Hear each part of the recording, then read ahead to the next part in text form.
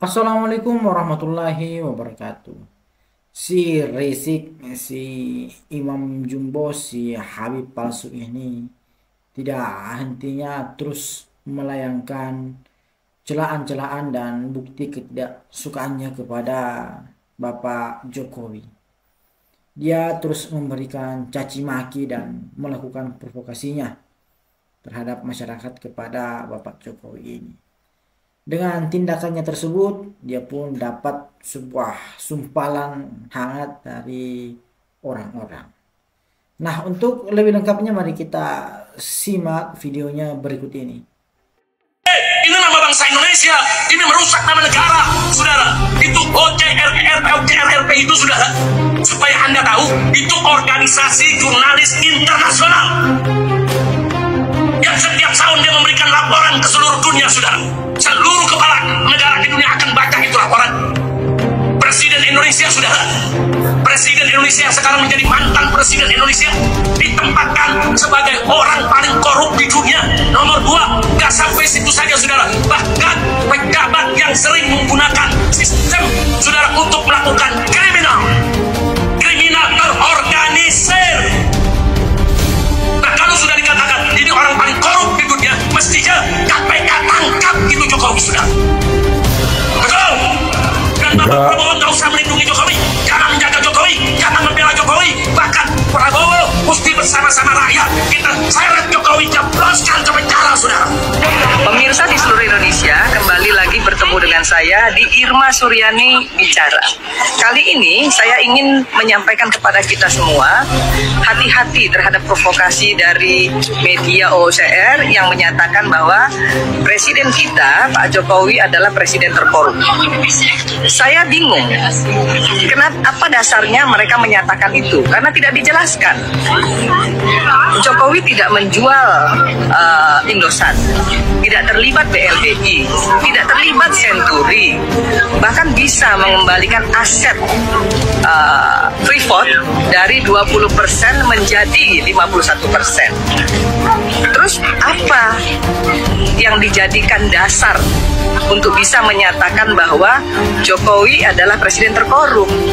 Saya curiga ini adalah agen asing yang berusaha memecah belah bangsa ini. Kenapa? Karena selama ini Presiden Jokowi tidak pernah memberikan kesempatan kepada Amerika untuk merampok bangsa ini. Tidak pernah memberikan kesempatan kepada Amerika untuk menjadi polisi di Indonesia. Nah, itu yang menyebabkan mereka selalu tidak suka kepada Pak Jokowi. Pemirsa, seluruh bangsa Indonesia, saya ingin menyampaikan kepada kita semua, jangan pernah terprovokasi, jangan pernah mau dipecah belah oleh agen-agen asing. Apapun yang dinyatakan oleh mereka, ya, menurut saya itu adalah satu sentimen. Kenapa? Karena selama ini Jokowi nggak pernah memberikan kesempatan kepada Amerika untuk bisa merampas atau merampok negeri ini. Indonesia lebih menyukai bekerja sama dengan Tiongkok. Kenapa? Karena mereka lebih mau, lebih ingin, lebih bisa memberikan technical know-how atau technical assistant, ya, ahli teknologi. Nah, itu yang kemudian membuat Amerika kalang kabut. Ya, tidak ada lagi tempat mereka untuk bisa ya menikmati ya aset bangsa ini untuk memperkaya mereka. Banyak perbedaan yang harus kita selesaikan. Oleh sebab itu, jika ingin kita membangun sebuah kemitraan yang lebih baik, maka kemitraan harus didasarkan pada kesetaraan. Tidak boleh ada pemaksaan. Tidak boleh lagi ada pihak yang selalu mendikte dan beranggapan bahwa my standard is better than yours. Para pemimpin yang saya hormati, selama beberapa dekade Asia Tenggara telah menjadi economic powerhouse. Semua proyeksi mengatakan bahwa Asia Tenggara akan tetap menjadi pusat pertumbuhan. Dengan demikian, kemitraan dengan ASEAN dipastikan akan menguntungkan. September tahun ini, EU ASEAN Business Council mengeluarkan hasil survei mengenai persepsi bisnis di ASEAN. 63% responden melihat ASEAN sebagai kawasan dengan kesempatan ekonomi terbaik. 69% responden mengharapkan pasar ASEAN menjadi lebih penting dari aspek pendapatan global dalam 2 tahun ke depan. Dan 97% responden berharap adanya percepatan perundingan FTA ASEAN EU dan anggotanya. Mari kita bangun kemitraan yang setara dan saling menguntungkan. Dari pandemi dan krisis multidimensi yang kita hadapi saat ini, kita petik pelajaran penting bahwa to grow and to prosper together is the only option. Kita tidak hanya harus maju bersama, namun juga harus maju setara. Let us shape a better future together. Terima kasih. Setelah nikel apa? Ya nanti berikutnya, boksit, stop. Tidak bisa lagi ekspor mentah. Harus menjadi aluminium. Memang ini tahapan-tahapan, nggak ada transisinya, dan harus berani kita mengatakan tidak, seperti pada saat nikel kita bilang tidak, meskipun kita digugat di WTO, nggak apa-apa. Dengan nikel kita, barang-barang kita mau kita jadikan pabrik di sini, mau kita jadikan barang di sini, hak kita dong. Ya kita hadapi, kalau ada yang menggugat kita hadapi, jangan digugat kita mundur lagi. Nggak akan kesempatan itu datang lagi, peluang itu datang lagi, nggak akan. Ini kesempatan kita bisa mengintegrasikan industri-industri besar yang ada di dalam negeri.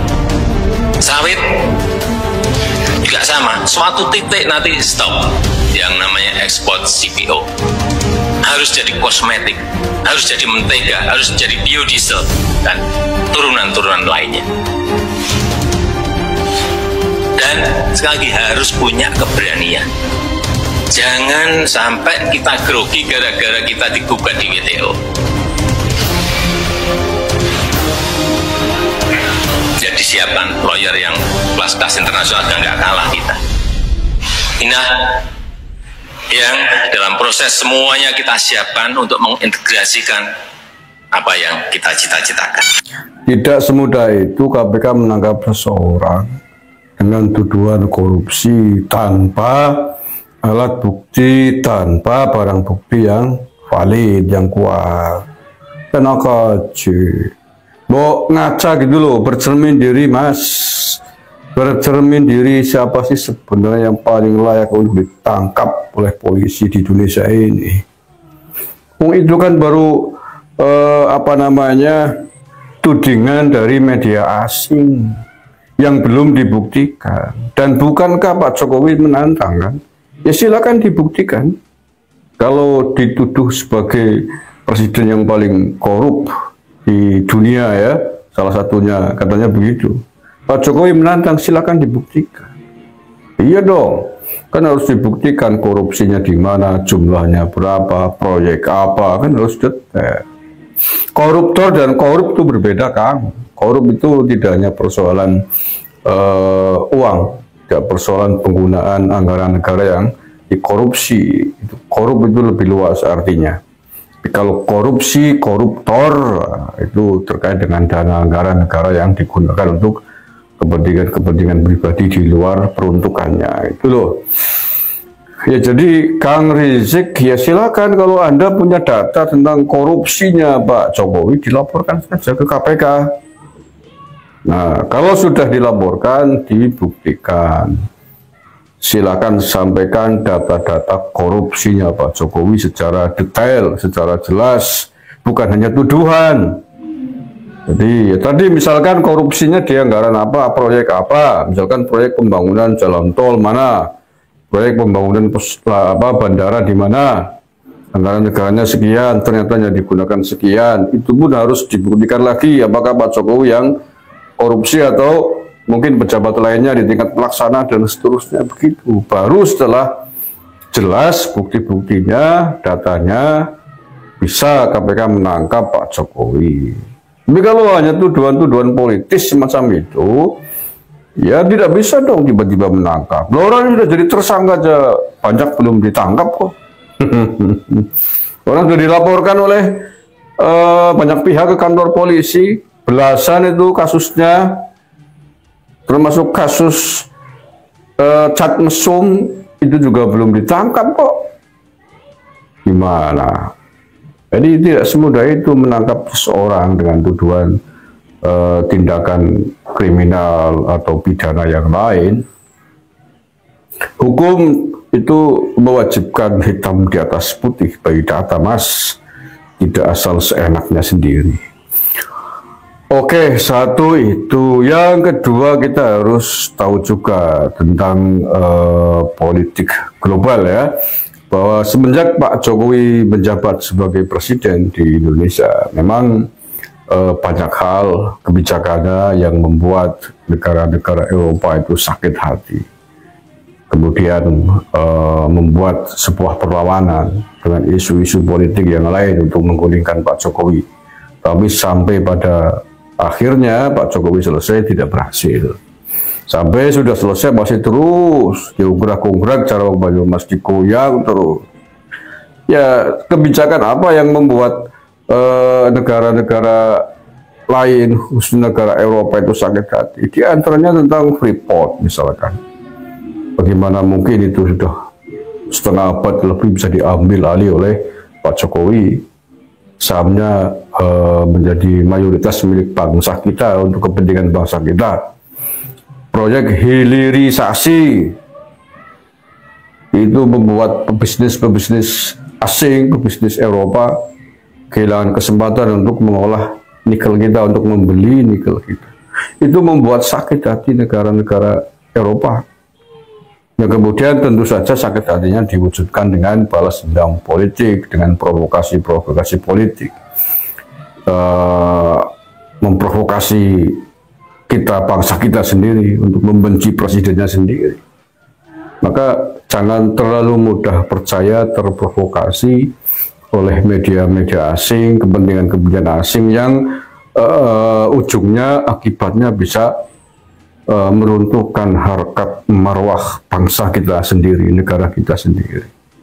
Jangan kemudian hanya gara-gara dendam politik dalam negeri, gara-gara calon presidennya kalah pada Pilpres kemarin, kemudian mengikuti provokasi asing,